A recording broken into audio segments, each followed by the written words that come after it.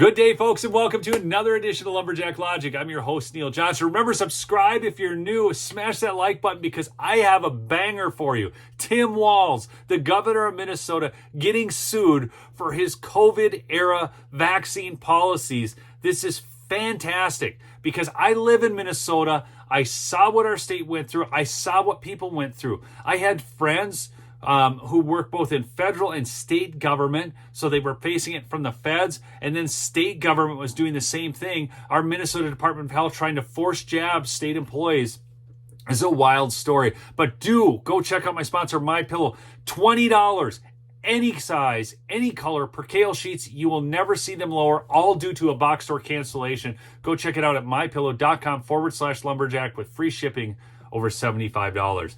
So, fired college professor sues Tim Walz over Minnesota's COVID vaccine mandate. This out of the National Review. A former ethics professor at a taxpayer-funded community college in Minnesota is suing Governor Tim Walz after he was fired for refusing to comply with the state's COVID-19 vaccine mandate for government employees and expressing his opinions on the matter to his students. Okay, so he doesn't want to get jabbed. He tells his students that he doesn't want to get jabbed and why he feels he shouldn't have to.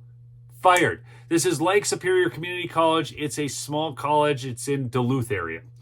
Professor Russell Stewart filed a complaint in federal court Wednesday against Walz and the leadership at Lake Superior College over his March 2022 termination for non-compliance with the COVID-19 vaccine mandate and a September 2021 email he sent to students explaining his position, National Review has learned. The lawsuit argues Stewart's rights under the First Amendment and 14th Amendment were violated by the COVID-19 mandate and punishment for speaking out against it at a publicly funded institution. Stewart was an ethics professor for 3 decades. 3 decades, people. And the funny thing is, he's an ethics professor. So now, ethically, you cannot say what's on your mind and you cannot make an ethical decision about your own body and be an ethics professor in Minnesota under Tim Walz. Freaking insane. Anyways, he for 3 decades held a position equivalent to a tenured faculty member for 27 years. He is asking for reinstatement to his prior position and for the court to declare his constitutional rights were violated. Again, he doesn't even have that big of an ask. I wish he would go after Tim Walz for more, but nonetheless, he wants reinstatement to his prior position and an acknowledgement that his rights were violated. By forcing Professor Stewart to submit to vaccination or request testing, policy number 1446 violated his right to refuse medical treatment, encompassed by the 14th Amendment's due process clause, and by conditioning his employment would be continued upon his submission to this policy. Defendants created an unconstitutional condition, the complaint reads. So that was filed by his attorney. Quick story. My son was working for the Minnesota Department of Natural Resources as a fire lead. And they told him he had to get the jab. And he's like, the heck if I'm getting the jab. And then they said, well, then you have to comply to testing. And so he wrote back to him and he said, this is a violation of my rights. He explained it all too. And they're like, well, sorry, we don't want you anymore. So instead of working for the state of Minnesota, my son ended up going to work. He went down, he looked at jobs in Florida and South Dakota. He ended up taking a job in South Dakota. So South Dakota gets the benefit of a great employee who's now going into law enforcement out there, and we lost him. So there's a real cost, a real consequence to these stupid policies. Similarly, by treating Professor Stewart, once he acquired immunity post-infection, differently from his vaccinated peers, defendants violated his right to equal protection under the 14th Amendment. Finally, by punishing him for speaking to his students on a matter of public concern when such speech was not in violation of any LSC policy, defendants violated his First Amendment rights. Folks, do you think that they're going to start firing college professors for sending out an email saying that Donald Trump is bad? No, they do this kind of crap all the time. Okay? So apparently there's First Amendment rights, and I don't even think there should be any politics injected into our education system. That's not what they should be discussing with students. But nonetheless, this isn't even a matter of politics. This is a matter of his protected rights and his unwillingness to comply with an illegal edict. Okay? Stewart is being represented by the New Civil Liberties Alliance, a conservative legal group devoted to fighting government overreach. The nonpartisan group, now this is kind of confusing because they say it's conservative, but then they say it's nonpartisan. But apparently it is nonpartisan because they have recently filed a legal challenge to some of President Donald Trump's tariffs on China. So the New Civil Liberties Alliance seems to be able to take on cases just where they have an ideological disagreement because they feel that they're impeding upon the rights of Americans. And NR has reached out to Lake Superior College and Walz's office for comment. Walz enacted Minnesota's COVID-19 vaccine mandate for state employees returning to the workplace in August of 2021 when the Delta variant was spreading. The mandate, known as Policy 1446, required either proof of vaccination or weekly testing beginning the following month. Can you imagine having to go in and get weekly tested? Okay? Seriously. Walz's mandate appeared to sidestep state law allowing individuals to refuse medical treatment. Here's where it gets weird, okay? So he's sidestepping a known state law by allowing individuals to refuse medical treatment by invoking the state's authority as an employer to require vaccines or testing.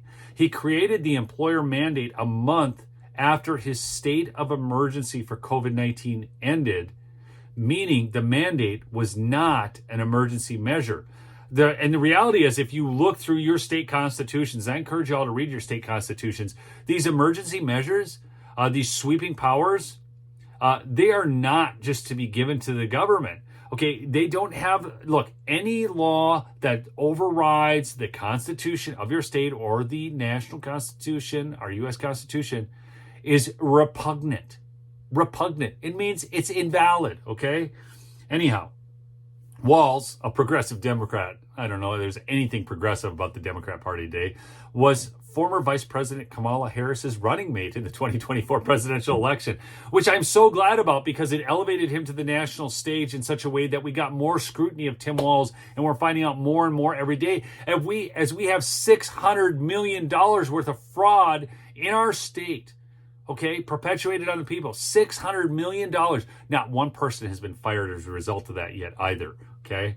But because it was all like USAID, what we're finding out with Doge, it's all paybacks and kickbacks within the government to their donors. It's ridiculous, okay?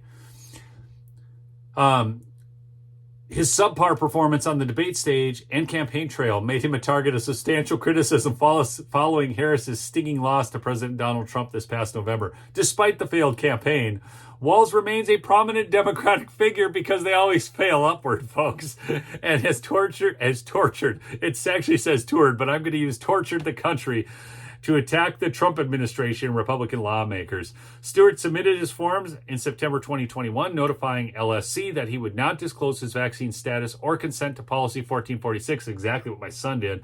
On September 23rd, Stewart told Lake Superior College Vice President of Academic and Student Affairs, Linda Kingston, that he did not intend to comply with Policy 1446 because it was illegal and arbitrarily violated his rights. Kingston LSC Human Resources Director Justina Vichurek and a union representative held a meeting with Stewart on September 27th. LSC offered Stewart an alternative testing consent form, and he rejected it out of concerns about data privacy. That's fair. Okay, he also rejected an alternative testing method involving saliva because he opposed any kind of testing. That's fair.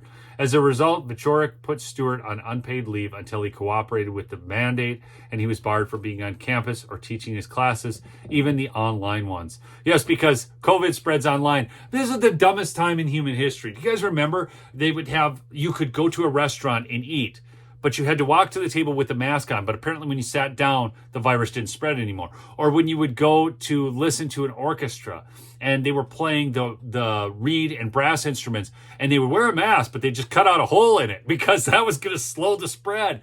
But the violin players, of course, had to. This is all so stupid. This is the kind of nonsense that they put us through. This is the kind of nonsense that out of control government will always lead to. Remember your rights, okay?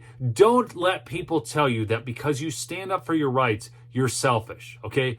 If you don't stand up to your rights against a tyrannical government, you will lose them, all right?